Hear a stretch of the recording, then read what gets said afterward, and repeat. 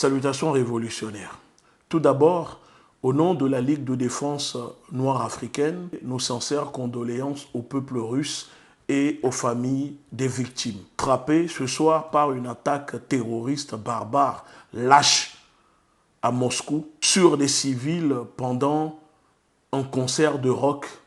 Oui, un concert de rock, comme Bataclan.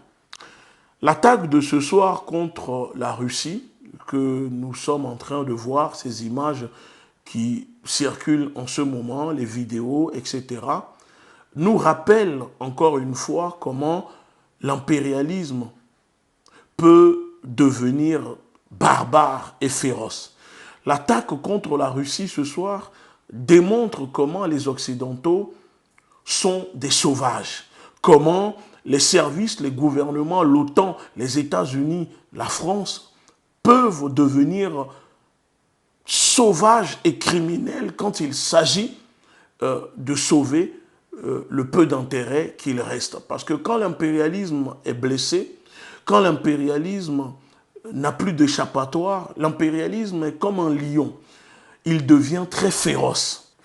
On voit déjà sur les médias, les plateaux télé, avec les soi-disant experts, etc., et les agents de l'oppression impérialiste, les journalistes, qui commencent à faire leur propagande en accusant Poutine d'être responsable de l'attaque terroriste contre les Russes à Moscou.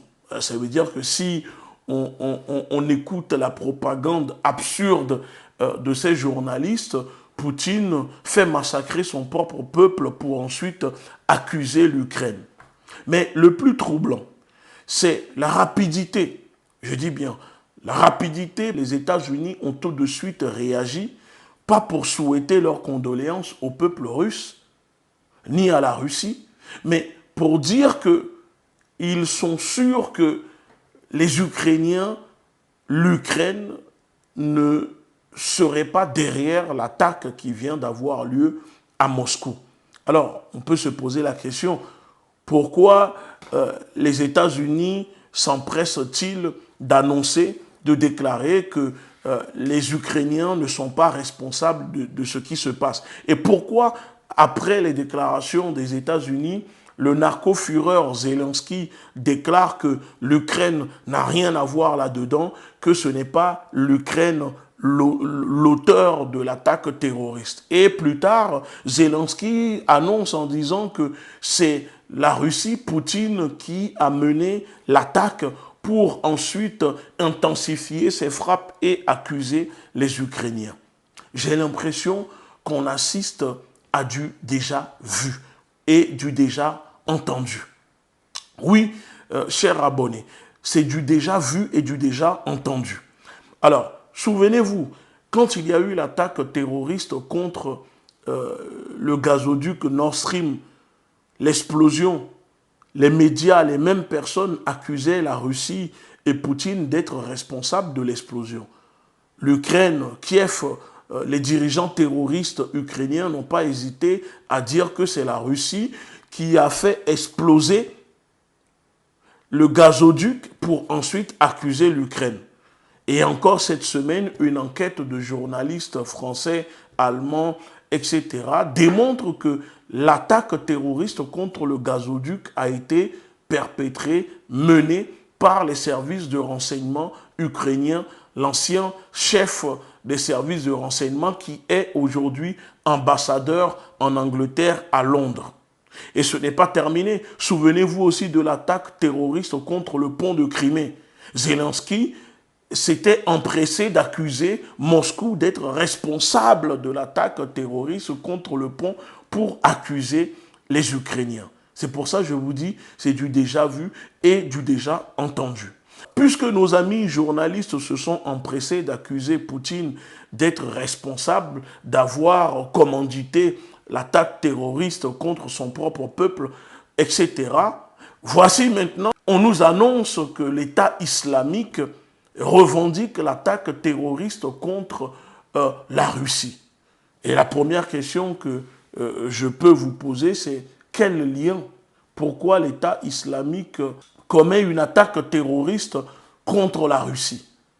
Comme par hasard, après les déclarations des États-Unis, et nous savons que l'État islamique est une création des services secrets américains de la CIA, comme Al-Qaïda et la plupart de ces groupes terroristes utilisés pour semer le chaos, puisque les États-Unis pratiquent le management de la terreur, soit par le terrorisme ou par le narcoterrorisme en Amérique latine. Donc, si on nous annonce que l'État islamique revendique l'attaque qui vient d'avoir lieu à Moscou, vous savez, moi cela me fait sourire parce que j'ai l'impression que les Occidentaux, l'OTAN, les États-Unis, la France ne savent plus quoi faire ou espérer peut-être gagner ne serait-ce que 1% face à la Russie. Parce que il y a quelques jours, Macron déclarait devant les caméras du monde entier qu'ils vont mener des opérations sur le terrain. Qu'on m'explique qu'est-ce que Macron voulait dire par « nous allons mener des opérations sur le terrain » quand on sait que les Français ont déjà aidé les Ukrainiens dans l'assassinat de la fille de Douguine en faisant exploser sa voiture, quand on sait que les Français aident les Ukrainiens avec leurs missiles pour bombarder les villes russes. Moi, je me pose des questions. Je me pose surtout des questions.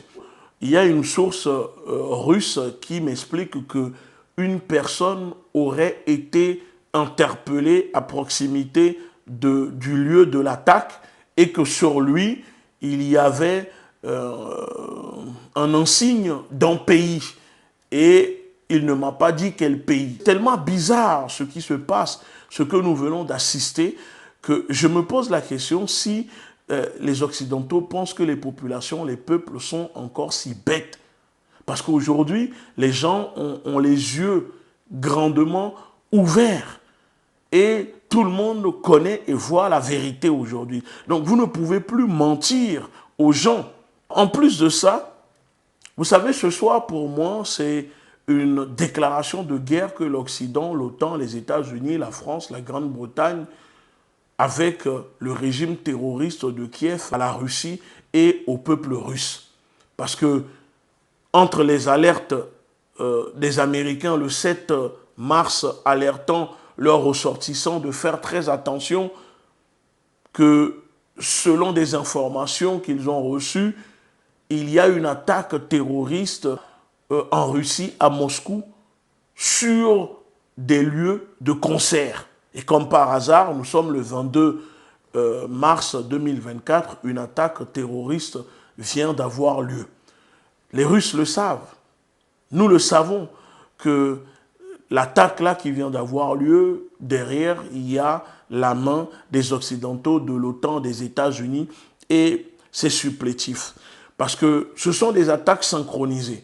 Au même moment, cette semaine, la ville de Belgorod se fait bombarder. Il y a des attaques contre les populations, des bombardements contre des infrastructures civiles menées par les Ukrainiens, etc.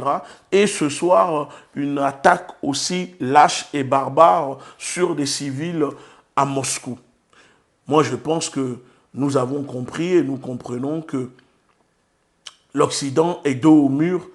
Donc, pour essayer de détourner l'attention et permettre à l'armée ukrainienne de respirer un peu, parce que l'armée russe est en train de tout écraser en ce moment en Ukraine, alors on fait des actes isolés, des actes terroristes comme ça, pour détourner l'attention et espérer que la Russie fasse une pause pour arranger les Ukrainiens. On apprend que les autorités russes seraient à la recherche d'un véhicule de marque Renault et de couleur blanche potentiellement impliqué dans l'attaque du Crosus City Hall. Donc je vous montre la voiture, voici le véhicule recherché par les autorités russes. De toute façon, je pense qu'il y aura encore des informations. Sûrement le président Poutine va prendre la parole dans les heures ou sûrement demain ou après-demain. Nous allons suivre les informations et savoir ce qui se passe.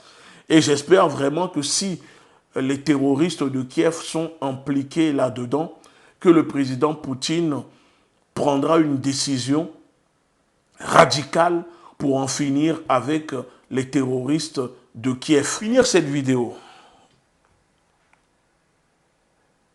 Quand on regarde les éléments sur les vidéos, les personnes qui ont commis l'attaque, on voit leur manière de se déplacer, la manière de tenir les armes de guerre, de tirer, le calme, la sérénité, l'espace qu'il y a entre eux. On sait tout de suite que ces personnes ont reçu une formation militaire.